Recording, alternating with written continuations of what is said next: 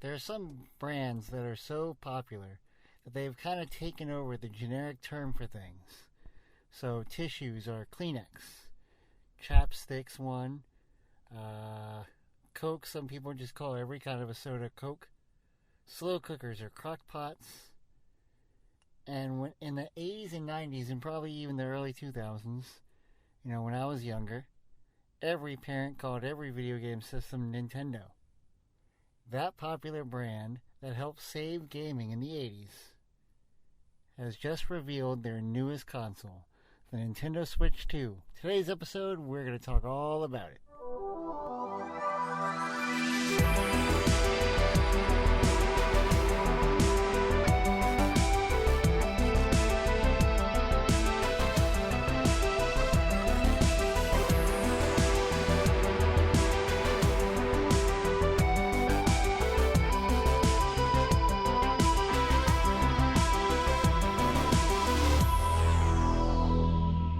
Alright everyone, thank you so much for tuning in to the Average joGamer podcast. This is a very special episode dedicated to the Nintendo Switch 2, which, although was revealed a while back, this is the first full-on look at what's to come, what games are going to be out there, what the console's features are going to be. Full-on reveal, hour-long Nintendo Switch reveal today. We're going to get into it. Before we do, a little housekeeping here. If you've been keeping up with this podcast at all, I've probably brought up a time or two that I normally record this podcast at work. It's a place that I can do it where there's no other noises going around. Well, that's currently occupied, and I don't know how much longer that's going to be occupied, but it seems like it's going to be, for the near future now. We have these 3D printers that are constantly going on at night, and they get awfully loud. Now we have two of them. It used to just be one. So I'm currently recording this in my car. There's a chance that you're going to hear a car drive by. I mean, my window's up, but you can still hear it. Hopefully, no one's going to be walking by my car talking as this is going on. Fingers crossed on that. So that's a little bit of housekeeping. I'm kind of, my fingers are crossed right now that this is going to sound okay, and I'm still just kind of finding solutions. Anyways, back to Nintendo Switch 2, the whole meat and potatoes of this episode, well, everything about this episode, the Nintendo Switch 2, that was revealed this morning at 9 a.m. Eastern Standard Time. Where I live is Eastern Standard Time, so I was watching that this morning, and it was cool. For me personally, yes, as far as consoles go, I am more of a Sony fan, but I obviously have love for Nintendo. I grew up with Nintendo. NES was my first console. Super Nintendo, I bought kind of with my own money. It was one of those where I was gifted a lot of money from my grandparents at the time for Christmas or something. It was some sort of a holiday. But I remember it being a big deal, and my mom coming up to me and saying that you can either get the Super Nintendo or you can get the Sega Genesis. And she wanted me to get the Genesis because it was like a combo where it came with 3 different games, and it was like the same price as a Nintendo, I think, Super Nintendo, I think, at the time. But I went with Super Nintendo because I loved Nintendo. And as much as I hate to admit it, I kind of fanboy a lot. So back then, it was Nintendo versus Sega, just like a ton of other kids had Nintendo versus Sega. I was a very big defender of Nintendo, but it'll even stretch to video games. So Resident Evil for me was the horror game when I was a kid. So I wasn't a fan of Silent Hill, just because my idiot self was a hater of anything that was not what I liked. I've gotten better at that as time has gone on.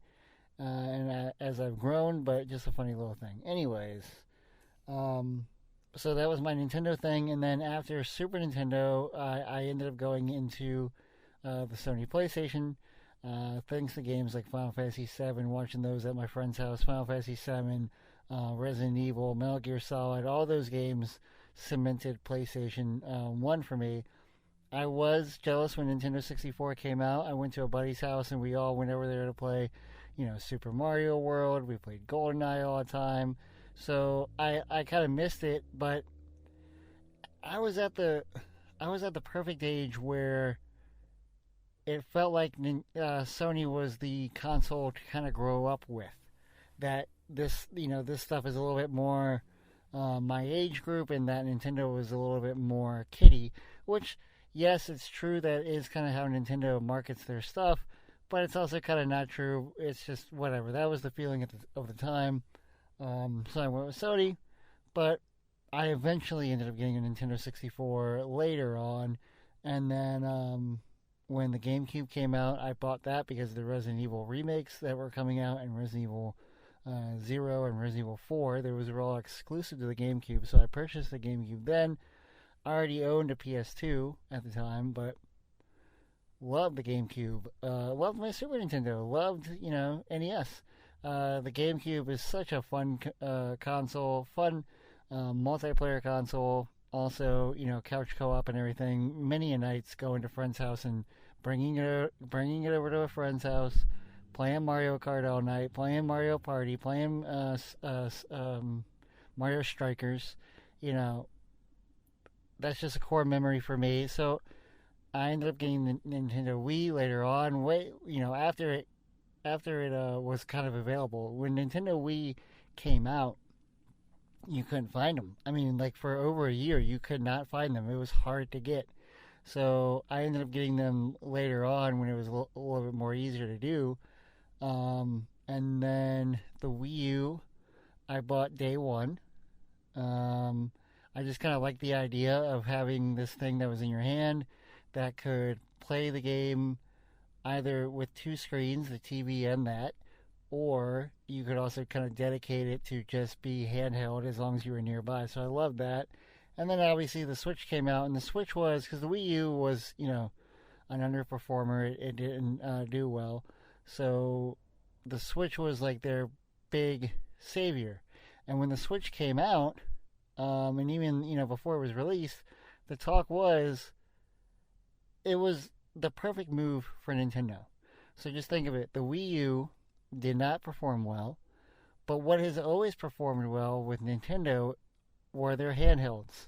The Game Boy, the DS, the 3DS. Even the 3DS, when it faltered, it still turned around. The DS line, period, is just, huge. Game Boy Advance, as I said. Their mobile consoles, handhelds, whatever you want to call them, have always been top tier. So the fact that the Switch was a mix of both was perfect. I can play my games at home and literally just pick the thing up out of a dock and take it outside and go and play. And obviously, as the years went on, they ended up having a Switch Lite, which was just a dedicated handheld. But they play both the games. It supports Switch games as well because it's the same family. So just genius move by them. And sales-wise, it proved a winner. That thing is incredibly popular. There was something recently, and we might have even talked about it on this podcast, of it hitting like 150 million consoles in North America, which I think it made it number one or maybe number two or something like that. Worldwide, it's different, but it definitely took over in North America. At least the top three of all time. I don't have the numbers in front of me at the moment, but it 150 is true, and it just sold like gangbusters. Again, I bought that day one. That was something that I bought. Breath of the Wild was the reason that I bought it day one, and just the fact that it was a new Nintendo console at the time was another reason to buy it day one. But Breath of the Wild, I was talking to this with a buddy at work today, and it made me remember when Breath of the Wild came out and people could not get a Switch 2 or a Switch 1 because it was hard to get. There were more copies of Breath of the Wild purchased in the world than there were Switches available. That's how popular that Nintendo is. That's how popular that Zelda is, especially Breath of the Wild. So anyway, I bought that day one. I love the console. I never play it especially now. I actually did play it for like the first 2 years because of Breath of the Wild and Mario Odyssey and a couple other games. And then I kind of trickled in and out every so often. I love amiibos. I keep up with amiibos. I know that's it didn't debut with the Switch. I know it's a Wii U thing, but love amiibo line. Love that that's still going on. Yeah, Switch 2 or Switch 1, great console. So now that brings us to the Switch 2, at least my history. Um, I think we should start out. And again, sorry if you hear the pages turning here, but I'm in the car, and so I don't know what all is getting filtered out and what is not getting filtered out. I want to try and start with some of the specs here. So the specs with the Switch 2 and the Switch 1, it basically looks like the same thing. It looks like a Nintendo Switch 1, just a little bit bigger. They said the screen size is 7.9 inches compared to Switch 1, which was 6.2 inches. It's the same thickness. It's double the pixels. It's going to be a 1080p screen that can support up to 120 frames per second. It's an LCD screen, HDR support, so I'm sure eventually they'll come out with a OLED screen once they can keep some of the costs down. The Joy-Cons attach magnetically. There's a button to release that, which is cool because I think some of the drawings that came out, and I still haven't really fully looked at the entire thing. It looked like they were magnetic, but it also looked like there was something that like went inside that kind of docked onto the Joy-Con. It doesn't seem like that's the case. It seems like it's just fully magnetic, which is awesome. No more sliding on and off. The shoulder buttons are bigger. The control sticks are bigger. The big thing is that both Joy-Cons activate or can be used as a mouse, which they were showing off pretty heavily. The speakers they claim are bigger. There's a built-in microphone, which we'll get into shortly. There's 3D audio support. The kickstand is bigger and can go back further. I know it sounds silly, but when the Switch 1 came out, I know the OLED is different, but when the Switch 1 came out, that kickstand was horrible. Horrible. Mine's missing. I don't know where mine's at. I honestly don't know if it was me or my kids that broke it. It was just so flimsy and so bad to begin with. Yeah. So it also has 2 USB-C ports, which you can charge from, or they have accessories that you can plug in, like the new Nintendo camera, which we'll get into again shortly. 256 gigabytes of internal storage, which is nice. The dock itself has a fan on it for cooling. The dock makes it, if it is docked, makes it support 4K. Remember, without it's 1080p on the screen, but docked it'll be 4K. And then it is backwards compatible for the most part. I think there's a handful of games. I think they came out with a list, a handful of games that won't work with it. Some games have to work with the Switch 1 because of controls, accessories, whatever it is. But for the most part, it is backwards compatible. And game cards. Game cards are the same size. Again, that's because of backwards compatibility. That's a good thing. The micro SD cards have to be express micro SD cards. The regular SD cards will not work, even with a backwards compatible thing. That's not going to work anymore. It has to solely be express. And there is going to be a new Pro controller that has back buttons for the first time. There will be an audio jack on that controller. There's going to be a C button, which we'll get into shortly. The release date is June 5th, 2025, so it's coming up. The price is $450. I don't think they actually released that in the video. I think they came out with that on the website. The video, I was going to get into this later, but I guess I can just say it now. The video, at least for me, when I was watching it live from Nintendo's official YouTube channel, at some point desynced. And I even closed the entire YouTube app and got back into it, and the same exact part had happened again, so it makes me think that it was on their end. But if someone else was watching it live and that didn't happen directly from the YouTube, I didn't look at it from anywhere else, and they didn't, experienced that, then I don't know what the heck was going on. But there were times where they were talking about Cyberpunk being on the Switch 2, and you're not watching Cyberpunk, you're watching a totally different game, and so some of the stuff I kind of missed. So I don't think that they showed a price. Anyway, audio jack we mentioned. Now I just have written down a bunch of the games, which I think we will go ahead. We're going to save the games for now. I want to talk about, I guess, kind of the features. We already talked about prices and size specs. We're going to talk a little bit more about the features now. So the Joy-Cons are called Joy-Con 2. So Switch 2, Joy-Con 2, same thing. There is a C button now. The C button was the one that, there were leaks and rumors that it was going to be called a C button. People thought it was going to be a social button. I think there was something else that people thought it was going to be, but social button, I think, was the more heavily rumored, or maybe even just full-on leaked. I try not to look at the leaks, but it is called. But before, in other pictures, they wouldn't release the actual C on there. They just had a block. But now it's confirmed. It is a C button, and it is for the community. It's for the chat. It's a chat button.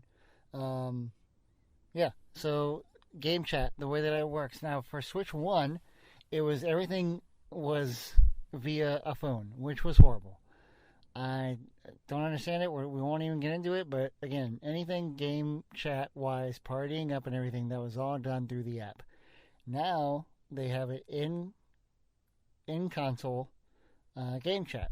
So you press the button, the chat menu pops up, just like any other console. Create your chat.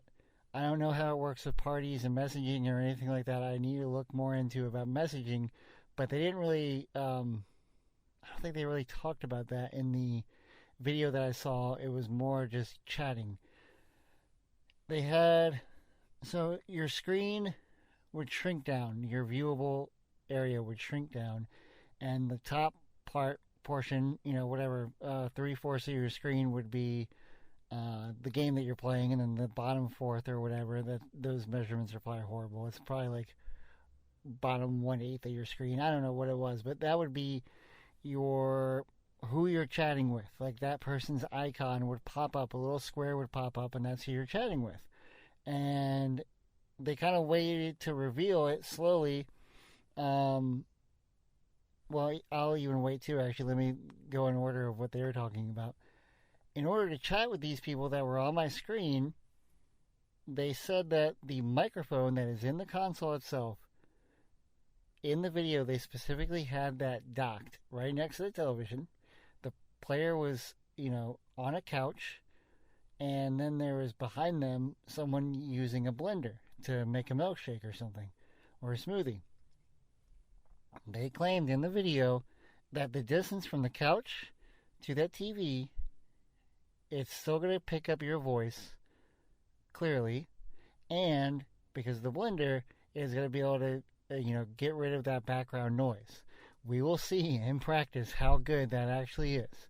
I am sure, especially because the Switch 2 Pro controller has an audio jack, I am sure that there will be handheld or headsets that are going to be working with this console. So that's fine. I'm just curious about, PlayStation, for example, has the microphone inside their DualSense controller, and I'm not a fan of it. I know that my daughter uses it sometimes, and it's not the worst thing ever. I don't know how people hear it on their end, but headsets are usually preferred. So it'll be interesting to see how good it works. But, if you don't feel like getting a headset for multiple consoles or whatever it is, I guess it is a nice alternative. And again, anything is better than the mobile app, so it is a step in the right direction. Now, the little icons of the people they were chatting with in the video, I think it was like 4 or 5 icons that were on the screen. They have now shown that they can do screen sharing. Screen sharing, again, just because I play PlayStation all the time, I can screen share right now in a party chat, and everyone in that chat can view me. Someone else can also be sharing their screen, and people can watch them as well. But where the difference is, I can watch someone's share screen, they can watch my share screen, but it's just one. So I can't, if I'm in a party with 3 different people, I can't watch all 3 screens. The Switch 2 showed off that every single person that was in that chat, I don't know what the limit is, but there was at least 4 users in that chat. They all were able to share their screen. They were all able to play different games, share what they were playing, or play together and share what they were playing as well. So that's really cool that you can do it with multiple users. And then also they introduced their camera, which they did with their, you plug it in via the top USB-C port, but the camera was able to get, either the full thing, the full room view, or it looked like they had a built-in cutout. Again, I don't think they mentioned if it was, you need a green screen or not. Probably not. Most webcams nowadays can blur out the background, even replace backgrounds, if you're just in a well-lit area. So I imagine that's the same thing with this. The camera has its own stand that it's just sitting on. So video chat is a thing. And they take it, what I think is cool is that they take it a step further, and they showed off Mario Party Jamboree, which is already out in the Switch 1. The Switch 2 version will support this video chat if you want it on. So if you are playing as Mario and your buddy's Luigi and someone else is, Donkey Kong or whatever, a little bubble will pop up that'll show their face to get their reactions as they're playing. I'm sure you can do it in other games as well, but they were just basically showing off Mario Party. Would I really want to have that on there all the time? Probably not. But if you know me, or if you will get to know me on this podcast, you'll know that I think that Sony's overall best console was the PlayStation 3. And it's not just because of the game library and the backwards compatibility. It's because of other features that were on there as well. You could store your own music, your videos, images, change your own wallpapers, all these features that were there. And one of them, even though it wasn't a great chat system because you couldn't really go multiple games and all this other stuff, but they had a video chat system. They had a camera for certain games, just like the PlayStation 4 has a camera, PlayStation 5 has a camera for certain games. So why not at least have it as an option in a chat? All these features are no longer available in the PlayStation 4 and 5. That was a PlayStation 3 only thing, video chat. I'm not sure about Xbox. I'm pretty sure Xbox had video chat at some point. I don't know if they still do. I just thought it was cool back in the day. I was able to, I met a lot of my friends that I play with now on PlayStation 3. And a lot of them were from Canada. And so it was kind of a cool way to really see face-to-face these people, especially back then when, FaceTime and all that other stuff wasn't a big thing. So again, would I use it in this day and age? Probably not, but I still think it's a cool feature. I know you can do that in Discord, obviously, all the time and stuff like that as well. I would like it on PlayStation 5. I would probably use it on PlayStation 5 a lot. I would turn my face on during the chat. I don't care. They can turn it off if they want to or whatever. So it was nice to see it with Nintendo. And I hope that other consoles bring it as well. I'm a fan of it. I like it. And I'm glad it's there. Let's see. My notes here talk about the microphone again. We talked about that as well. Screen sharing. So the amount of space that was taken up from the chat is adjustable, so that's good. You can turn that on or off or whatever, so stay full screen. And also just a quick note about screen sharing too. I like screen sharing. I run a Discord and we have voice chats and video chats set up in Discord. We can do that with the PlayStation. I would actually prefer if we only did do Discord chats because, I have some people that can't get on PlayStation, but they can get on Discord. So it'd be kind of neat if they were able to hop in and say hello. Or even if you're not online on PlayStation, you just want to hop in, say hello, which, I do sometimes. I will be driving home and I hop into a PlayStation chat just to talk to some buddies on the way home. So I like the Discord chat for that way, but the one thing that I think keeps me from changing to Discord and just keeps me staying with PlayStation is the screen sharing. I love the screen sharing. I do it all the time. A buddy of mine in on PlayStation likes to look a lot. He probably just has it pinned on the side. I don't know. Um, but I like it as well. I sometimes I'll request one of my buddies to share their screen. Sometimes I don't even feel like playing a game. Sometimes I get on PlayStation Chat just to literally chat. So I will request someone else to screen share, and then I will just watch their screen share. Uh, 1 second. I'm in the car and there's a bunch of walking going on nearby. So 1 second. Anyway, so I'll full screen the screen share and just watch. And so I like that. So I'm pro video chat. I'm pro screen sharing. The fact that you can do multiple screen sharing at once, really really cool feature. I like it. Now, game sharing. So game sharing is another feature that they were showing off, which sounded pretty cool. You can do game share locally. It said with up to 3 systems, and it also said online. Now this all, of course, is dependent on the game itself, if it's compatible or not. Sony has the same thing.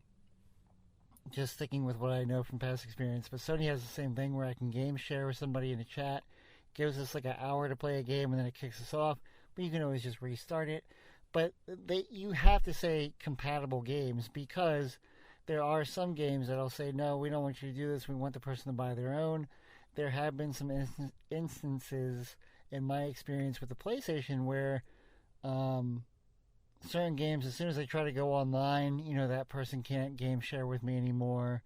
Certain games, yeah, just stuff like that. You wouldn't be able to do it. So, but for the most part, it works. So it's nice to see that Nintendo is doing that as well. It's in this day and age, it's so hard because of online gaming. It's harder to share games. It's harder to let people borrow games, and especially with the digital content and all this other stuff. So it's just nice to see that they have a game share for local stuff like that. And yeah, I think that was the major features that were shown off. So I want to kind of talk about some other stuff now. Some of the software. One of the first softwares I'm kind of disappointed in actually was the Switch 2 Welcome Tour. Now this is clearly just a tech demo, but why I don't like it is that it's not free.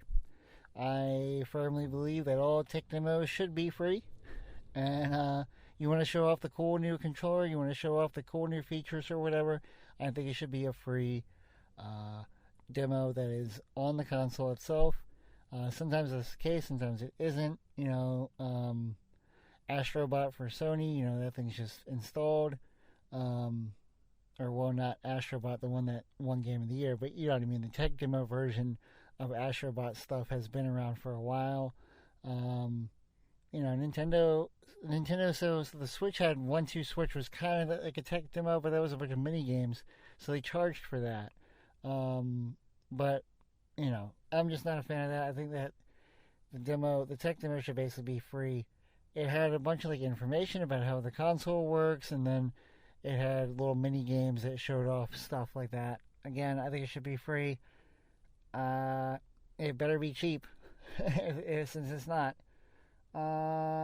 Now, some more of the. I got some more software notes here. I'm going to get into some of the games, but first let me talk about some of the upgrades from Switch 1 to Switch 2. You have to pay for the upgrade. Again, sticking with what I know with Sony, that was kind of a similar thing with them. They would charge like $10 or something like that to go from the PS3 to the PS4 version of a game, or PS4 to 5 or whatever. Some games, yeah, you would charge $10 to upgrade for the new features. Mario Party is one that we already talked about with the camera support and stuff like that. That's going to be an upgrade. There's going to be voice chat for support for that as well. Breath of the Wild 1 and 2 are getting upgrades that are mainly like graphics, fidelity, stuff like that. Zelda is also going to have a notes system in their mobile app, which is basically like a strategy guide, it looked like. But then another cool thing is that it has a you can like share builds, because in Tears of the Kingdom you can like build a lot of things and save them. Now I can send that via the app to a buddy, and they can build that in their own game, which is kind of neat. Kirby looks like it's doing more graphics as well as their upgrade, but it's going to be a new story mission as well. Metro Prime 4, there's going to be a Switch 1 and Switch 2 edition, but the Switch 2 edition is going to have mouse controls for the first-person shooter. I'll be interested to see if they're going to do a keyboard or not eventually, and if they'll also do a dedicated mouse. I'm sure they will, and if they don't, I'm sure some third party will. Some of the newer games they announced, or just games coming to the system, Drag X Drive was like a robot wheelchair basketball game. It looked like it was solely using the mouse. That kind of looked like that's what they were doing there to show off. So to push forward, like you use your mouse to physically push forward using your arms. Elden Ring Tarnished Edition is coming to Switch. Hades 2, Street Fighter 6 with amiibos is going to be coming to Switch 2. Daemon X Machina is coming. Split Fiction is coming, which is really cool. That's coming at launch. Madden's coming. EAFC is coming. Hogwarts Legacy, Tony Hawk's Pro Skater 3 and 4. Hitman World of Assassination is coming at launch. And they also announced, the people that make Hitman announced that they're making a Project 007. Unless further details were released later on, they didn't say anything else other than just calling it Project 007 for now. Bravely Default is getting a remaster. Sega is bringing Yakuza 0. There's kind of like a prequel to Tears of the Kingdom, but it's basically Hyrule Warrior 2 is coming out. So that's Hyrule Warrior Age of Imprisonment. Koei Tecmo Musha style game. One of the bigger things is the GameCube. So Nintendo Switch Online right now has, their basic service, their expansion pack service, which is a beautiful name that they chose, expansion pack, where you can play NES, Super Nintendo on the regular one, NES and Super Nintendo, and I can't remember where it stops, but I think Game Boy is on the basic service plan as well. Monthly games that come out, they actually do, as little as I do play Nintendo, whenever I do, there's like a bunch of games that get loaded up onto that service. So it's a pretty good service. It seems like it's updated regularly. And then with the expansion pack, it's like Nintendo 64. I think Genesis is a part of the... Genesis titles are a part of the expansion pack.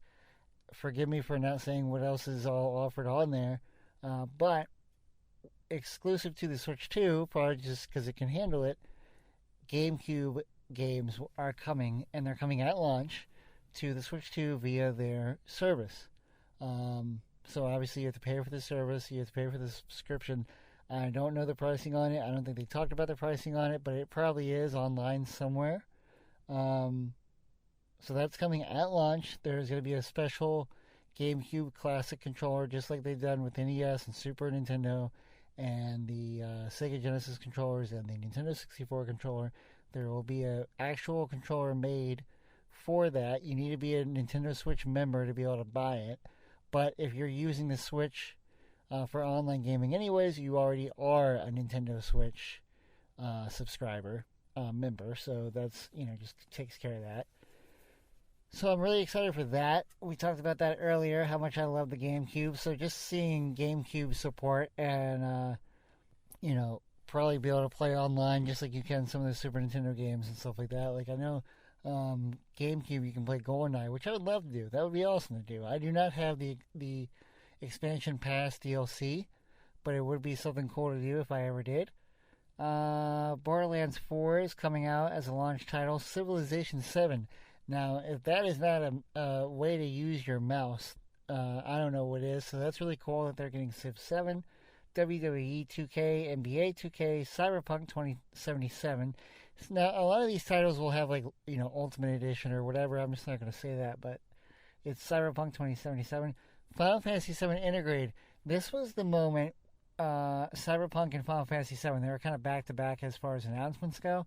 This was the part that drove me nuts because that's where my feed got messed up. When I was literally looking at a different game, and I never saw the footage of Final Fantasy VII. I did understand they were speaking Japanese, but I did understand that they said, Final Fantasy VII Integrate. But then they kept talking, and so I didn't know what else was being announced with Final Fantasy VII. So finally, looking back at their official YouTube channel later on, when they uploaded, the full thing complete, not the live version, you could see that they are saying that yes, Final Fantasy VII Integrate, which is Part 1. This entire Final Fantasy VII Remake is in 3 parts. Part 1 is called Remake, Part 2 is called Rebirth, and then Part 3 we don't know yet, but Remake Integrate was kind of like the DLC PS5/PC version. It was called Integrate. So that is coming to Switch 2. They did not say anything about Rebirth or Part 3, but they just said stay tuned for more news about the remake project.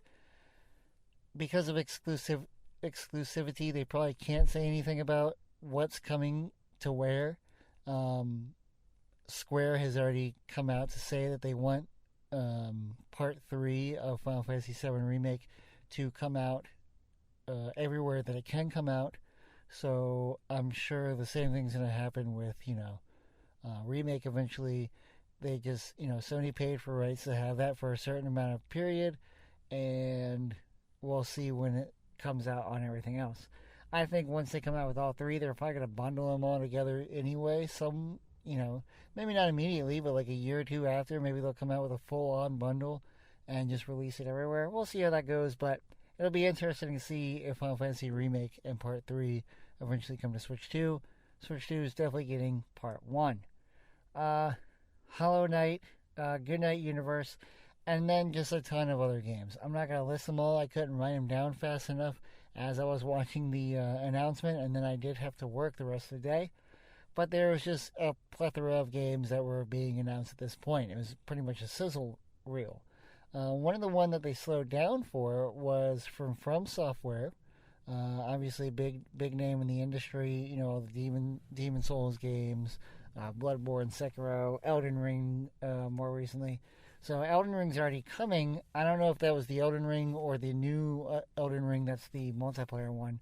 But this game specifically was called the Dusk Bloods. And they said that it was exclusive to Nintendo consoles. FromSoft has done this in the past. They have an exclusive game with Sony called Bloodborne.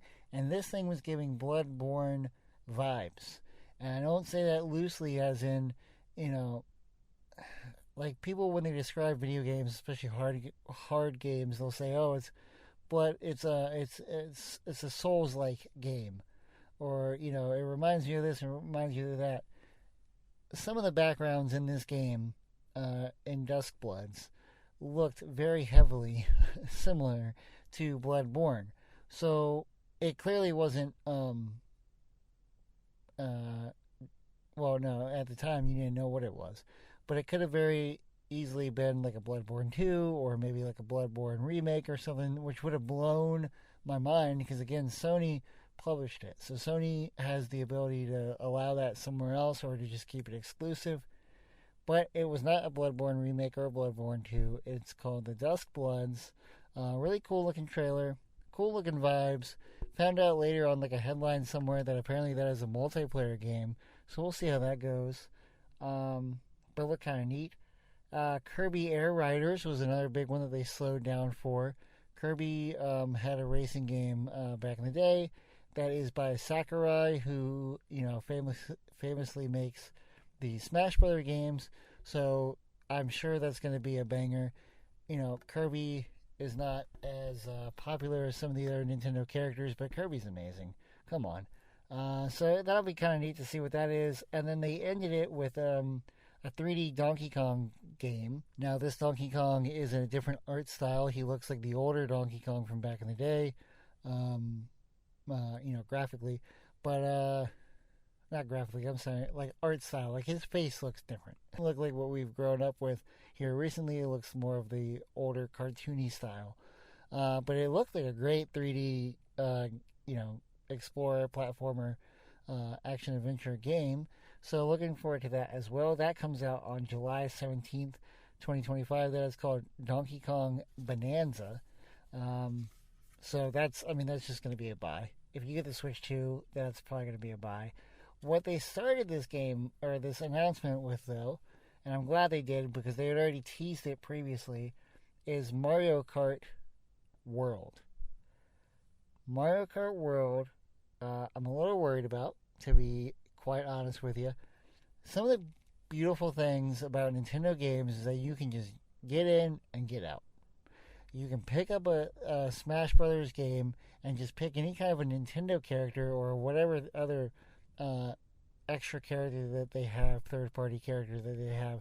Pick it up, just kind of smash some buttons, have some fun, whatever. Or you can still go more hardcore in and really get to know the moves and stuff like that. Mario Kart, you can just hop in, do a race real quick, and leave. Or you can perfect it, get good at the drifting, stuff like that. Learn the shortcuts. They're just really good at that. They're really good at making something for the masses. And then also the people that play it all the time can really, really perfect it. What worries me about Mario Kart World is because of the openness of it, I am intrigued to see how they handle that. For example, because of the world thing, they said that once you're done with a race, you actually race to your next race. Which is cool. Like, for people that do play games like this all the time, or just racing games, period, it all looks exciting. And to me as well, this looks exciting. I want to play this. I just worry about what it's going to do to the masses. Mario Kart is a popular game. If you pay attention to the MPD numbers at all, Mario Kart is always on that list every single month. For how long that game has come out, Mario Kart 8 is technically a Wii U game, and that was a top 20 every single month for years. And on top of that, it was only talking about physical editions. They did not talk about who bought digitally. So numbers wise, this thing's still, top 20, top 10, whatever it was. I'm saying top 20 to be generous, because every time I look at it, it felt like it was always top 10. But I'm sure there were some months where it weren't. So whatever. Top 20 every month, physical only. It's a banger. It's a console seller. It makes a ton of money. So we'll see what World can say with that, can change that. We'll see what happens. But back to the features of the game. Like I said earlier, and just in the title, it's a world, right? It's a large world. You can race between races, race to your next race. But the world has a variety of different regions. There's going to be weather. There's going to be a nighttime, maps, daytime maps. It kind of read as if like the weather and the day and the night can change on everything. We'll see. There are 24 racers, which is huge. That's new for Mario Kart. That's a ton of racers. This is another thing that I kind of am interested to see how it's going to work in a Mario Kart arcadey racer, is that you can also go off-road and go like on scenic routes. Like you and your friends can just go driving in the woods somewhere. Again, all sounds cool, looks good on paper. We will see how this translates.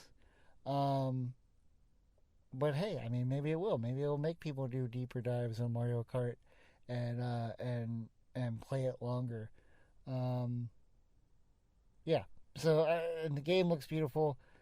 I didn't have a whole lot written down for it. I'm sure we will talk about it on another episode. We'll probably deep dive more into these other games on different episodes. We'll probably deep dive more into the Nintendo Switch 2 just period on other episodes. I'm just trying to cover the entire reveal today. A lot of these games overall, they looked really good. It looks like it's, one of the rumors was that it's comparable to a PlayStation 4 Pro. Yeah, it looks like it. Maybe it's a little bit more beefier, maybe it's a little bit less beefier, but what they showed looks like what we currently see on consoles. So that's cool. How